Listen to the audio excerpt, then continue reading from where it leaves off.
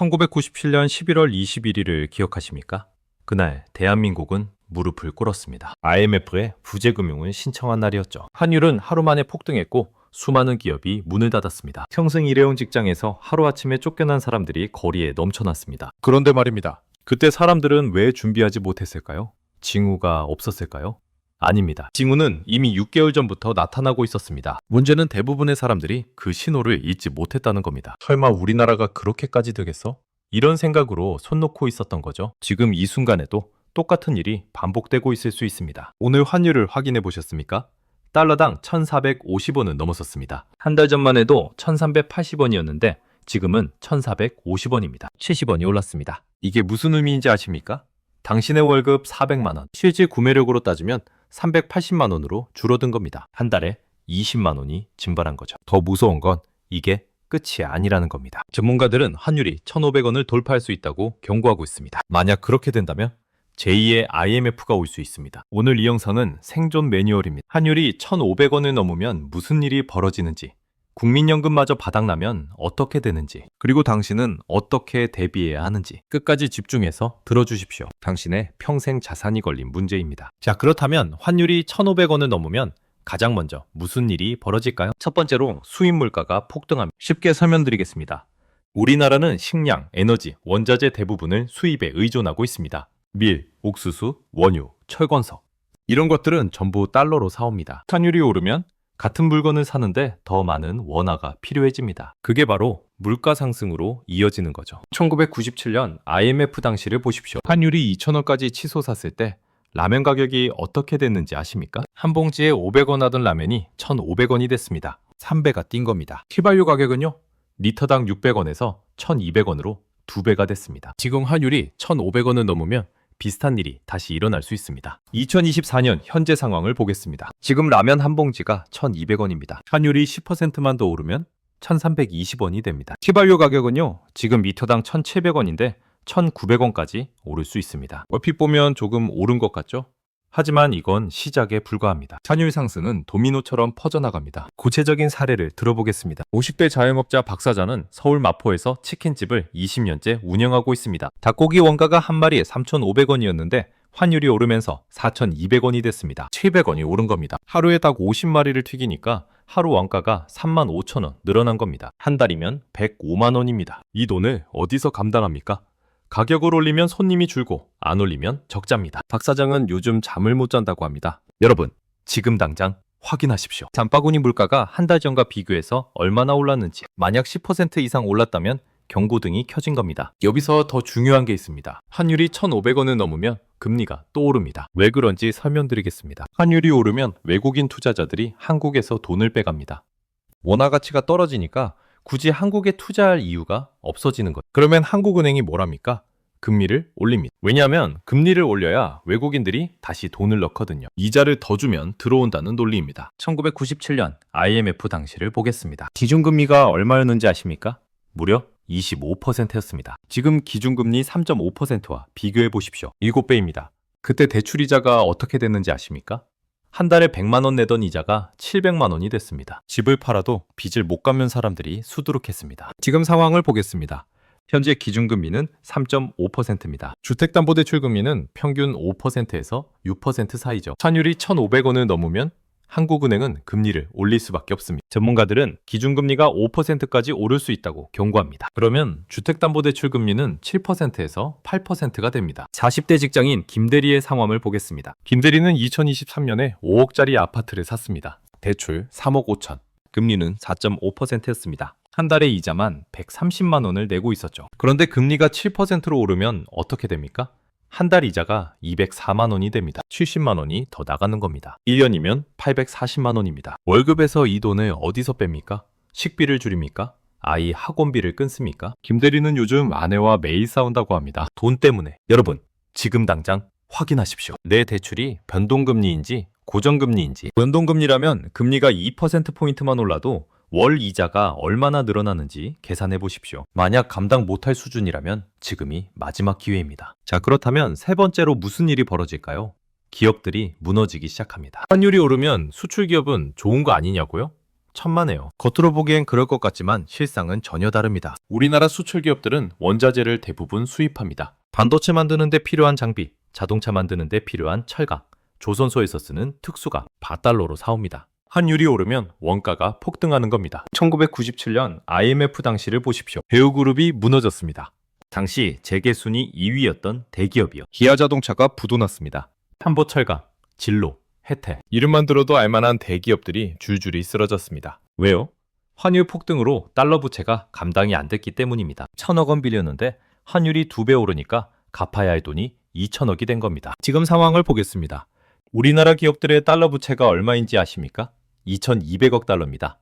원화로 환산하면 320조 원입니다. 환율이 1,500원이 되면 330조 원이 됩니다. 10조 원이 더 늘어나는 겁니다. 이 부담을 못 견디는 기업들이 나오기 시작할 겁니다. 중소기업 상황은 더 심각합니다. 40대 중소기업 사장 이 대표의 사례를 보겠습니다. 경기도 시화공단에서 자동차 부품을 만드는 공장을 운영합니다. 직원 30명. 일본에서 특수 철강을 수입해서 가공하는데 환율이 오르면서 원자재 값이 20% 뛰었습니다. 그런데 납품 가격은요?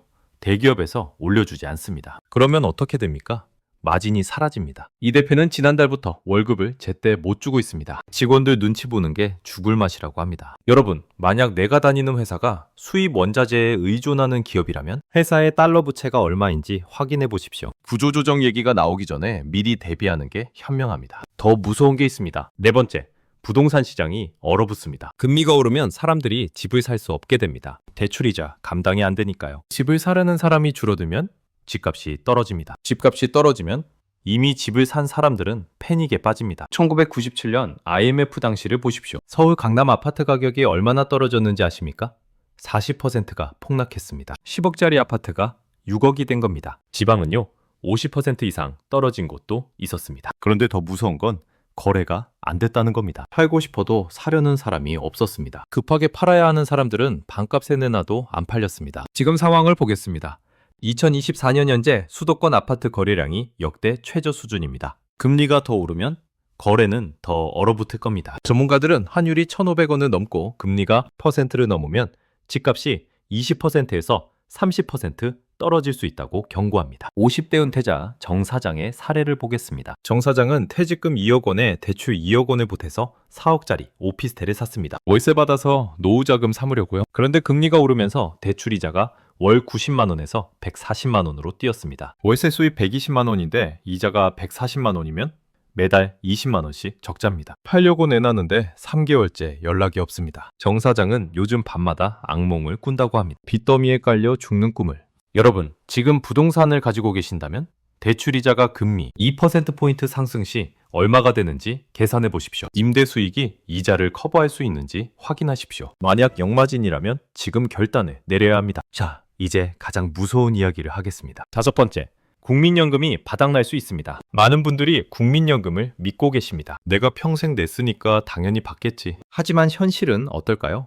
국민연금 기금이 2,200억 달러나 해외에 투자되어 있습니다. 환율이 1,500원을 넘고 세계 금융시장이 흔들리면 이 돈에 막대한 손실이 발생합니다. 2023년 국민연금 해외 투자 수익률이 마이너스 8%였습니다. 2,300억 원의 손실을 봤습니다. 이건 환율이 1,300원대일 때 얘기입니다. 환율이 1,500원을 넘으면 손실은 더 커질 겁니다. 국민연금 기금 고갈 시점이 2055년에서 앞당겨질 수 있습니다.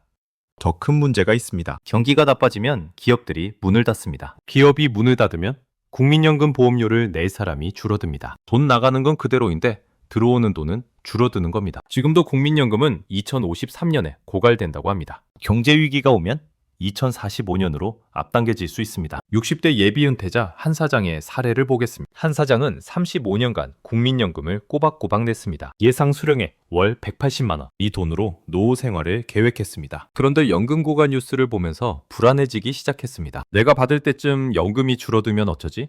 한 사장은 요즘 개인연금이라도 더 들어야 하나 고민 중입니다. 여러분, 국민연금만 믿지 마십시오. 내 예상 수령액이 얼마인지 확인하고 그게 노후 생활비를 충당할 수 있는지 계산해 보십시오. 부족하다면 지금부터 추가 준비를 시작해야 합니다. 자, 그렇다면 우리는 어떻게 해야 할까요?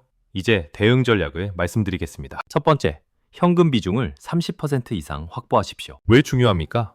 IMF 당시 살아남은 사람들을 보십시오. 그들은 현금을 가지고 있었습니다. 남들이 패닉에 빠져 헐값에 자산을 팔 때 현금을 가진 사람들은 오히려 싸게 샀습니다. 위기가 기회가 된 거죠. 구체적으로 어떻게 하느냐? 지금 가진 자산에서 현금성 자산이 얼마인지 계산하십시오. 예금, 적금, CMA 계좌. 이게 전체 자산의 30%가 안 되면 주식이든 펀드든 일부를 정리해서 현금화하십시오. 물론 손해보여 있습니다. 하지만 위기가 오면 더 큰 손해를 봅니다. 지금 10% 손해보고 현금화하는 게 나중에 50% 폭락 맞는 것보다 낫습니다. 실천 방법 알려드리겠습니다. 오늘 당장 은행 앱 열어서 내 예금 적금 잔액 확인하십시오. 증권 앱 열어서 주식, 펀드, 평가 금액 확인하십시오. 전체 합산한 뒤 현금성 자산이 30% 미만이면 내일부터 매주 조금씩 현금화를 시작하십시오. 한꺼번에 팔 필요 없습니다. 3개월에 걸쳐서 천천히 하시면 됩니다. 두 번째 전략입니다.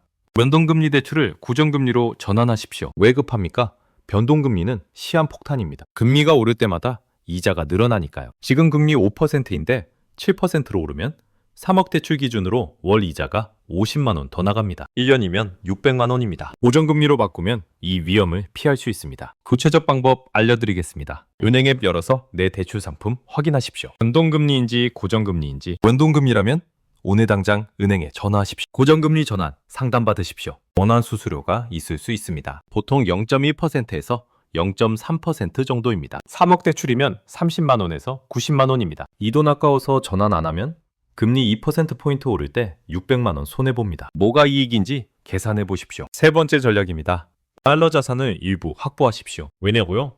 원화 가치가 떨어질 때 달러 가치는 올라갑니다. 자산의 일부를 달러로 가지고 있으면 환율 상승에 대한 보험이 되는 겁니다. 전 재산을 달러로 바꾸라는 게 아닙니다. 자산의 10%에서 20%만 달러로 분산하라는 겁니다. 실천 방법입니다. 카카오뱅크, 토스뱅크 같은 앱에서 달러 계좌 만들 수 있습니다. 5분이면 됩니다. 거기서 환전 우대 받아서 달러 사면 됩니다. 처음이라 불안하시면 100만 원부터 시작하십시오. 한꺼번에 사지 말고 매달 50만 원씩 나눠서 사십시오. 이걸 분할 매수라고 합니다.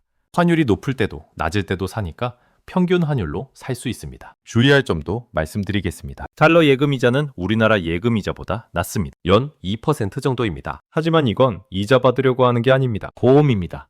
환율이 1,500원을 넘으면 달러 가치가 올라서 원화 기준으로 수익이 납니다. 원화 가치 하락에 대한 해지인 겁니다. 다시 한번 말씀드립니다. 환율이 1,500원을 넘을지 안 넘을지는 아무도 모릅니다. 제2의 IMF가 올지 안 올지도 아무도 모릅니다. 하지만 확실한 건 징후는 이미 나타나고 있다는 겁니다. 환율 상승, 금리 인상 압박, 기업 부채 증가, 부동산 거래 절벽, 국민연금 고갈 우려. 이 모든 신호가 지금 우리에게 경고하고 있습니다. 1997년 IMF 당시 살아남은 사람들이 있었습니다. 그들은 특별한 사람들이 아니었습니다. 단지 준비했던 사람들이었습니다. 현금을 가지고 있었던 사람들, 빚을 미리 줄였던 사람들, 달러 자산을 조금이라도 가지고 있었던 사람들, 반대로 무너진 사람들도 있었습니다. 그들도 특별한 사람들이 아니었습니다. 단지 설마라고 생각하며 아무것도 하지 않았던 사람들이었습니다. 오늘 이 영상을 본 여러분은 이제 선택해야 합니다. 준비할 것인가? 아니면 설마 하며 살 것인가? 시간은 기다려주지 않습니다. 위기는 조용히 그러나 확실하게 다가오고 있습니다.